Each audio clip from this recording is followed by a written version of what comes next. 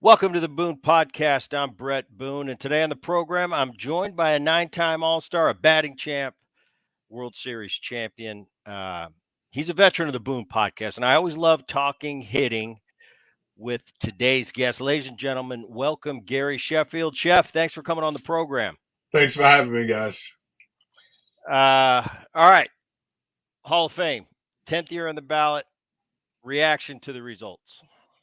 Um, I was beyond surprised. I was real hopeful this year. When I did the Harold Reynolds special, I kind of like shared my story. He's been trying to get me to share my story and speak up about the Hall of Fame for years, and I just said, I shouldn't have to campaign for anything.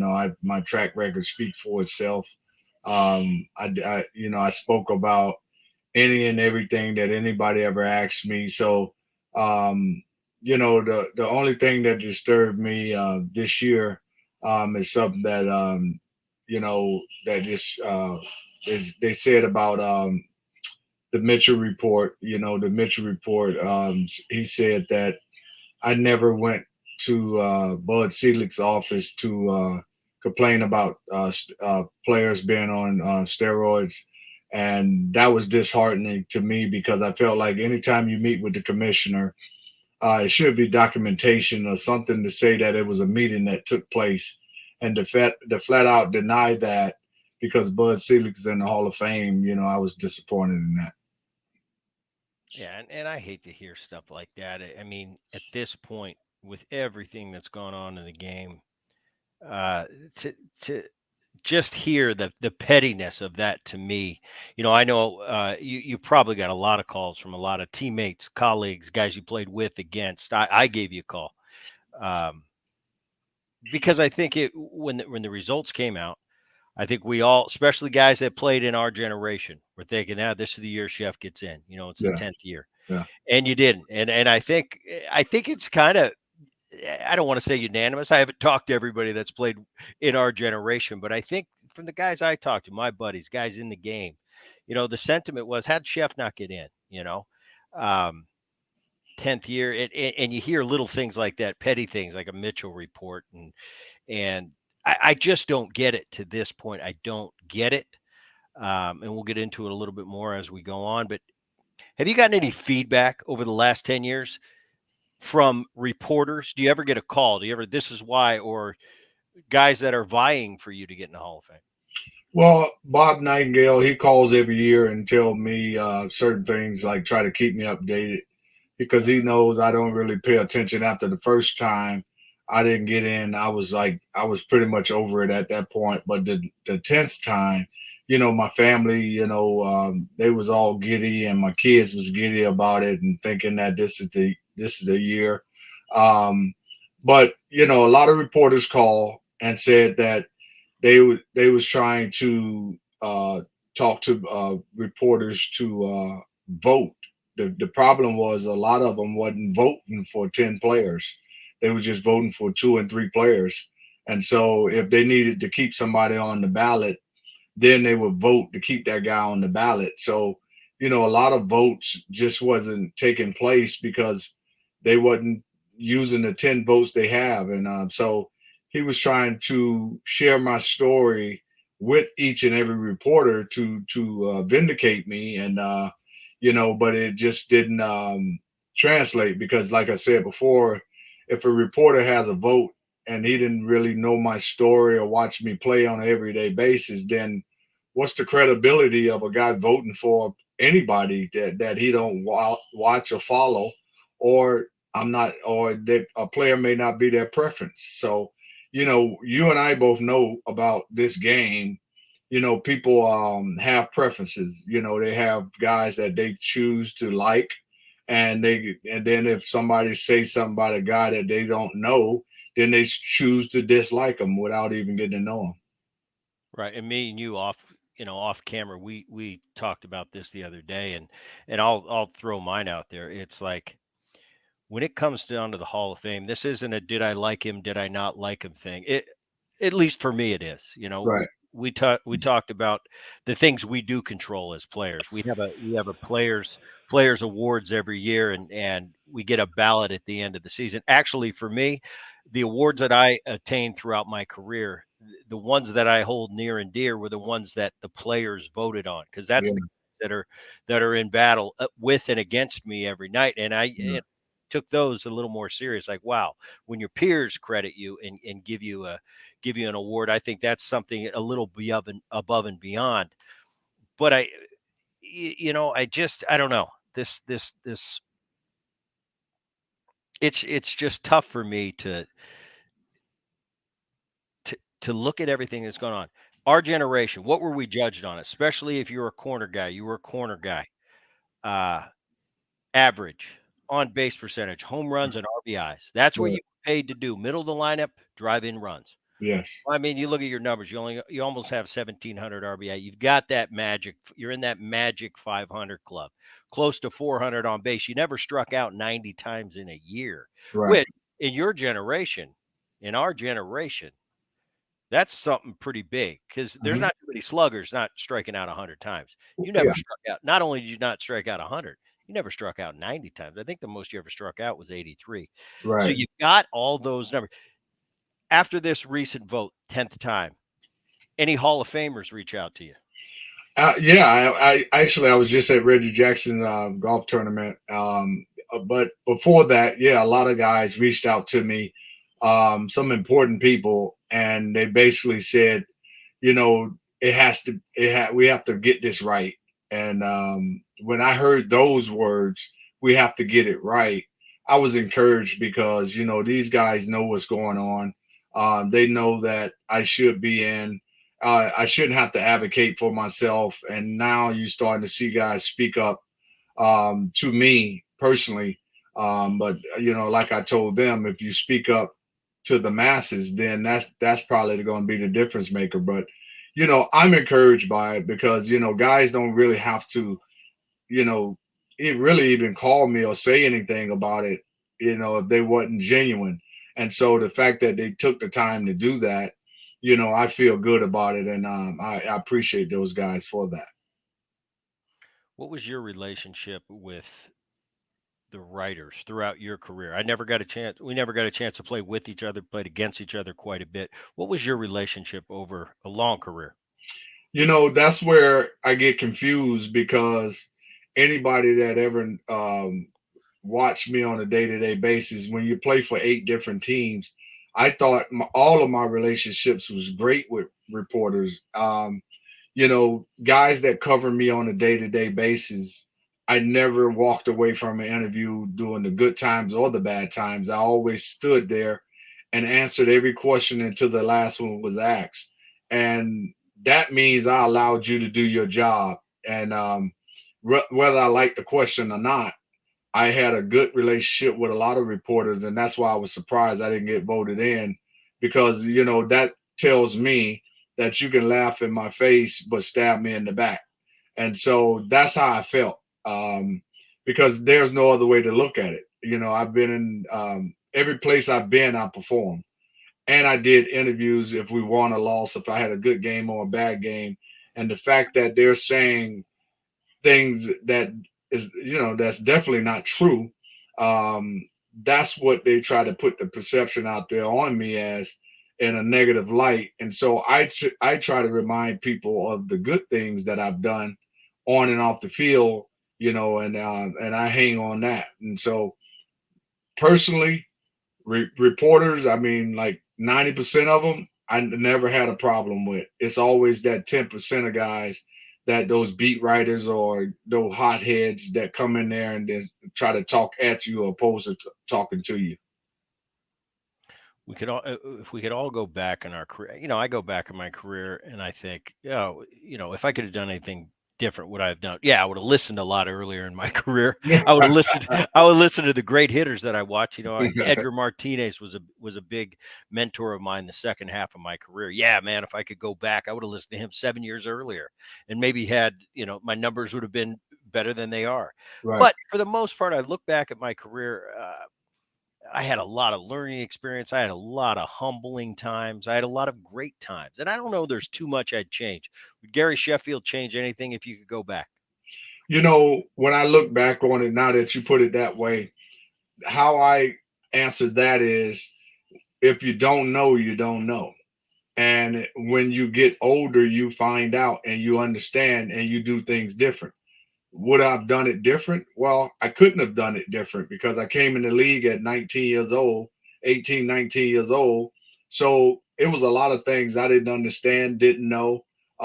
Even if somebody would have told me, I probably wouldn't have believed them. And so when you're young, you're gonna act like a child. And so when you become an adult, then you act like an adult. And I think I've did that over the course of my career and over the course of my lifetime. And now that I look at things the way I look at them now, I probably wouldn't have looked at them the same way at 19, 20 years old. So we all make changes because we get older and wiser. So would I've done anything different? I probably couldn't. I look at this current system, and I shared with you a little bit of my thought. I don't think my system's too practical. Mhm. I somehow want to get for each Hall of Famer that's on the ballot, have him a vote of his peers, guys that played with or against him for a 10-year period. No Hall of Famers Mhm. on this panel. Right. Just just players. Those are going to give you the true answer. It's not really practical though because you're going to have 10 different pools for 10 different Right. guys on the ballot from different generations. Right. Uh Current system. Your opinion of the current system, is it flawed, and if so, what needs to change? Well, yeah, I mean, when you have reporters voting for something that really didn't see you on a day-to-day basis, they can influence the vote because if uh, a person like a player in their hometown, they're going to talk favorable for that guy. And if the player that they don't like at their hometown, then the negativity comes with that. And so that spreads throughout baseball. And so it's a flawed system based on guys not watching you on a day-to-day basis. Because if they did, there was no way they can look at you with a straight face and say, this guy is better than this guy.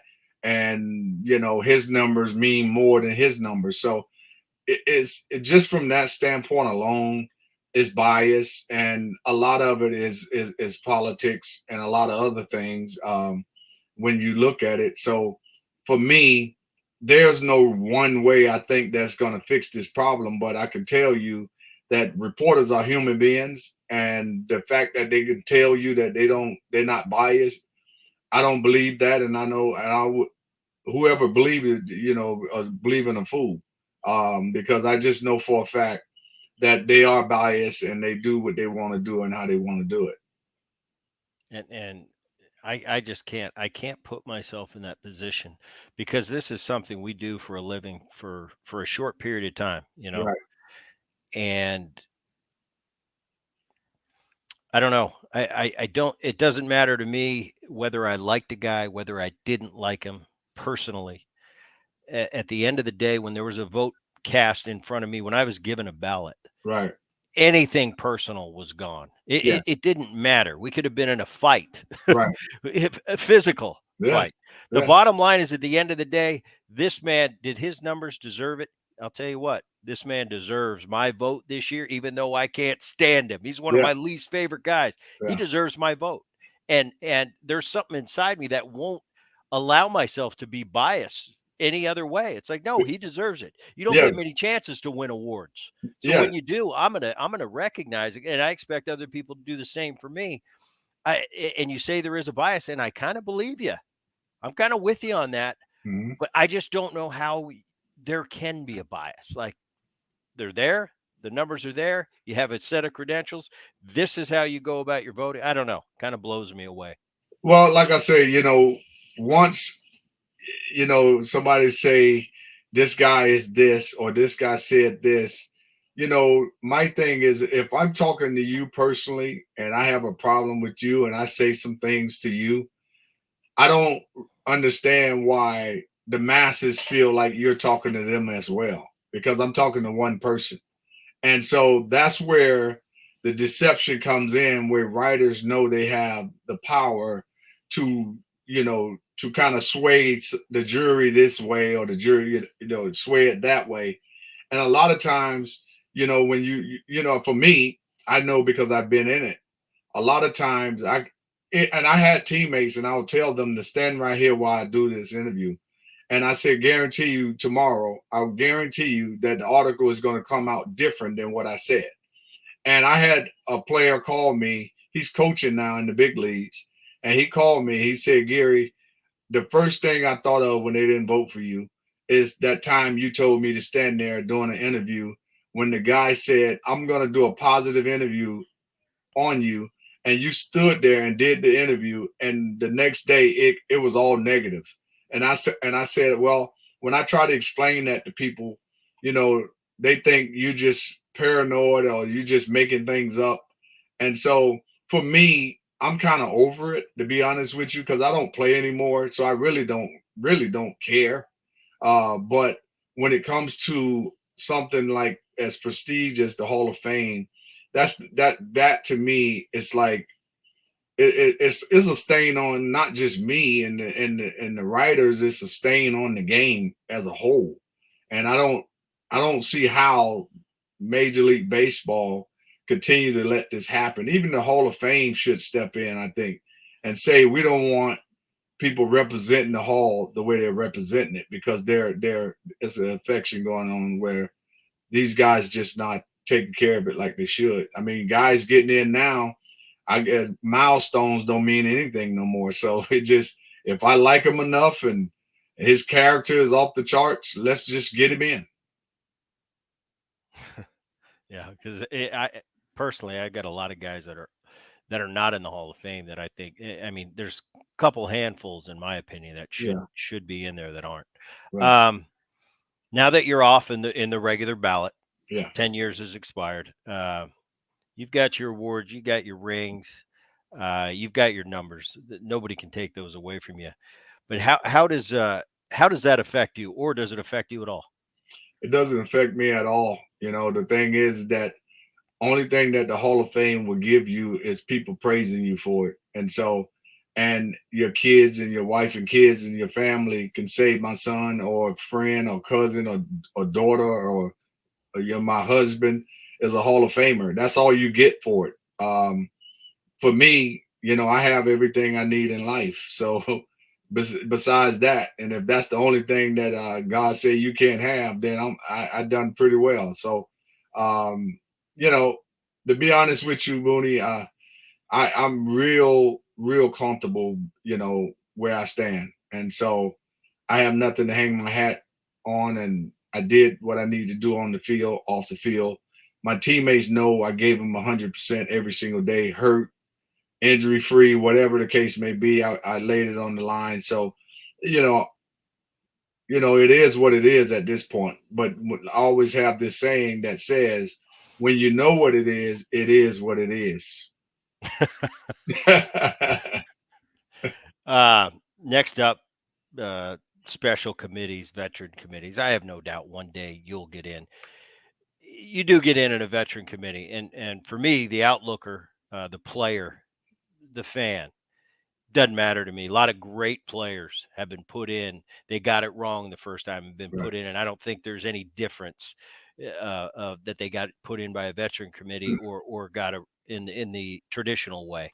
Right. Um, if you get in the veteran committee one day, will that make a difference to you, or Hall of Fame's Hall of Fame? Hall of Fame is Hall of Fame, and Yeah. I've always said that. The fact is that those guys are there for a reason, and they wouldn't have a committee if they was doing it right every time. So these guys are there to make a wrong or right, and so I've talked to a couple guys. That's why I leave names out. Guys that I talked to that kind of explained the process to me, and they told me, if they don't do right by me, something is wrong. And so the game will be affected in a lot of ways if you don't get certain guys in there, because history is not going to be told the right way. And so, that's a shame for baseball fans, and especially Gary Sheffield fans. I just want this, for my fans. I have a lot of fans, and I get people write me to this day, and I respond back to it, each and every one of them, and I tell them, just hold on, we're gonna get there, and when we do, I'm gonna acknowledge them. You've been through a long process. It's a 10-year process. What's the difference in Gary Sheffield, first ballot 10 years ago, and Gary Sheffield, 10th ballot? If or is there any? Like I said, the first year I was just like everybody else. You was excited because the time is here, and now they're going to be talking about it. And so once that didn't happen the first time, I really didn't care after that. I kind of gave up on just even entertaining baseball as a whole. And when the 10th year came up, the traction started happening. My family, friends, everybody was calling. And then I said, well, maybe we got a shot. And I got excited. But, now that I'm retired, I didn't miss the game when I walked away because I could have continued to play. I walked away because I was done with it mentally. And so I'm done with it as a whole, mentally and physically. So um, right now, I'm okay with it. I don't really have no feelings towards it, and really, I don't think about it, to be honest with you, because I'm doing the things that if I was in the Hall of Fame right now, I would be doing the same things I'm doing right now. I'm participating in all the top golf tournaments. I'm traveling the world. I'm following my kids and watching them play baseball. And so I'm not a regular Major League Baseball player that act like a celebrity. I act normal as possible. Obviously, the guys that affect me personally, Bret Boone, Yes, like Gary Sheffield is one of those guys that I just think's got to be in the Hall of Fame. I mentioned to you Freddie McGriff, who got yes, in recently. Finally, that was righted because I yes. thought for a lot of years, how did they not, get Freddie in there? You look at other guys that are in there numbers wise, as how is Freddie McGriff not in there too? Now you'll go in that category for me, and hopefully one day you'll be standing there. You ever been to Cooperstown? Yes, I've been there. My sons played at Oh Cooper. yeah, and the little Yeah, league deal. the Yeah, little league deal. They played there a couple times, and that's the thing about having kids.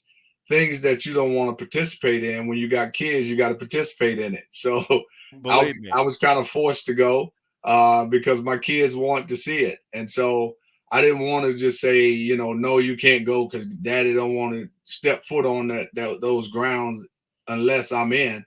I had to go, and so I got a chance to walk around with them, and they eyes are wide open, and they saw a couple of things that I have and achievements that I had achieved.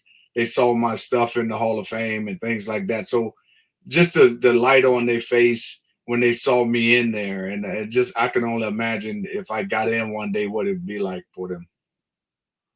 If Bret Boone's out there thinking Freddie McGriff, Gary Sheffield, does Gary Sheffield have a guy that's not in the Hall of Fame right now that needs to be in? 100%, and that guy is Andrew Jones. And if you got Ozzie Smith got in the Hall of Fame because of his Gold Gloves and his changing the game defensively. I couldn't think of a person in center field that played that position better than Andrew Jones. I don't care what generation you played in. I couldn't even imagine a center fielder being better than him. So he's probably the best center fielder I've ever seen and probably all time. I'm with you on that. I got to play with Andrew 1 year, and he's the best I've ever seen on the defensive side. He just Yeah. he changed the game defensively in center Yes. field. Played shallow, Yeah. and yeah, pretty remarkable. Well, Gary Sheffield, I appreciate you taking the time, man. No problem. Stay in touch going forward. Yeah. Hopefully one day we'll get to play golf together, but I really appreciate you taking the time today and coming on the Boone podcast. For those of you out there, we're now on YouTube. If you're watching on YouTube, I appreciate you checking it out. For those of you listening, thanks for tuning in, and we will see you next time. Thanks, Jeff. All right, buddy. Appreciate you, Boone.